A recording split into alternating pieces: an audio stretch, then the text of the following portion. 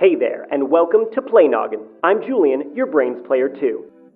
PC gamers are frame-hungry maniacs. We spend hours tinkering with settings to squeeze the most out of our hardware, pushing the system to render a handful of frames more every second, climbing well past the console range of 60 FPS and up into the hundreds. But the latest game that has PC gamers and their Xbox brethren abuzz can't hit those lofty targets. It tops out at 60 FPS, and strangely at the same time, it maxes out at 24 frames per second. That game is Cuphead.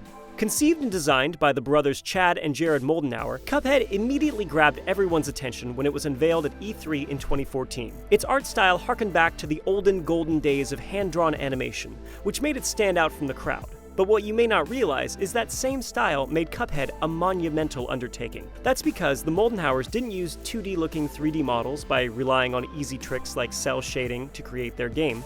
Amazingly, every frame you see of Cuphead looks like it was drawn by hand, because it was drawn by hand. The creators borrowed classic elements from 1930s cartoons, like how bizarre and limitless everything could be. Carrots could be psychic, boxing frogs could turn into slot machines. If an animator can dream it, they can make it come to life. While there isn't much science on the surface of this game, Cuphead can teach us interesting things about how we perceive motion, and how animation, movies, and games trick your brain. Let's talk animation. Every time you watch something animated move on a screen, you're being tricked. The screen is flashing similar still images at you so fast, your brain convinces you that what you're seeing is actually moving fluidly.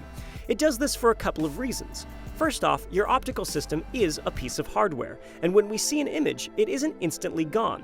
A prolonged chemical reaction retains an image in our brains for a 1/10 to a 15th of a second. The phenomenon is called persistence of vision, and it's why you don't notice everything going dark for a split second when you blink. Well, you will now because I just said that. And that brings us neatly to the other reason animation tricks your brain: psychology. Your brain wants things to be smooth. It wants images to flow together. Even when we're shown incomplete movement, we will fill in the gaps ourselves thanks to what's called beta movement. If I showed you an image of a ball on the left side of your screen and then the same ball on the right side of your screen, many of you would see the ball move instead of two distinct frames.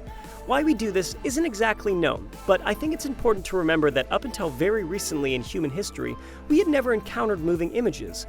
We evolved to see actual things move in real time. Once moving pictures were invented, filmmakers figured out that 24 frames per second was the minimum frame rate to make moving images look fluid and believable. For animators, though, this was a real drag. For them, each frame translates to a picture I have to draw, so 24 frames per second meant they had to draw 24 images for every second of animation. Unless, of course, they cheated. Animators found that instead of animating all 24 frames and showing each one once, or on ones, they could still have a fairly fluid cartoon by drawing half as many frames and showing each one twice, or on twos. Disney cartoons are usually on ones, making them beautiful but more time-consuming and expensive to make.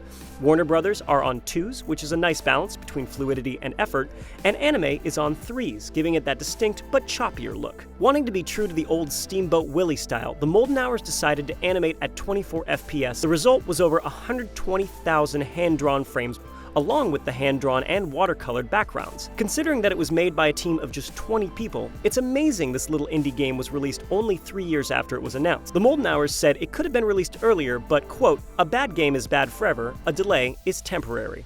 Take notes, Ubisoft. So, how do you reconcile the fact that gamers these days expect at least 60 FPS, especially on a bullet hell platformer like this, where responsiveness is critical, but the characters are animated at 24 FPS, and so they can't move more fluidly? The Moldenhauers tackled that problem too, by making the game run at 60 FPS. To make this possible, the hand-drawn frames are shown more than once, sometimes twice in a row and sometimes 3 times in a row, since the game is running 2.5 times faster. Still, the characters maintain that old cartoon magical movement, and the difference is most noticeable when looking at Cuphead's projectiles.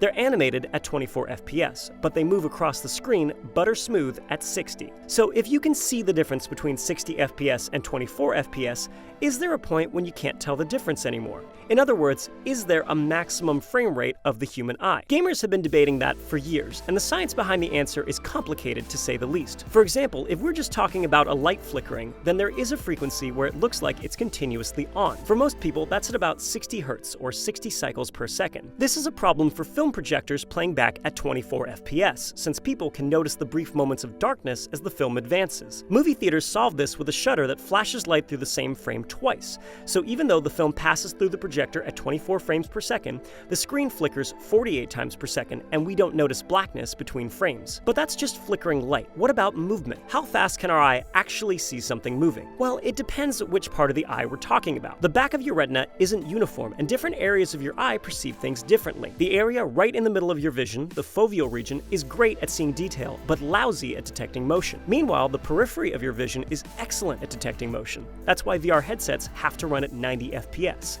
Any lower and your periphery will see through the illusion and start to make you sick. At 90 FPS and above, frame rates start to look the same, except to people who obsess over frame rates, like PC gamers. Yes, it turns out all that time we spend caring about that one extra frame per second has actually made us more perceptive of motion. Nice work, gang. Now, try and put that aside and enjoy Cuphead for the glorious 24 FPS throwback that it is. Hey, thanks for watching. If you enjoyed this video, don't forget to like and subscribe. If using all those frames has made you a killer gamer, check out our video on PUBG to learn how to make the most of your body's natural ability to become a fighting machine. And don't forget to keep on playing.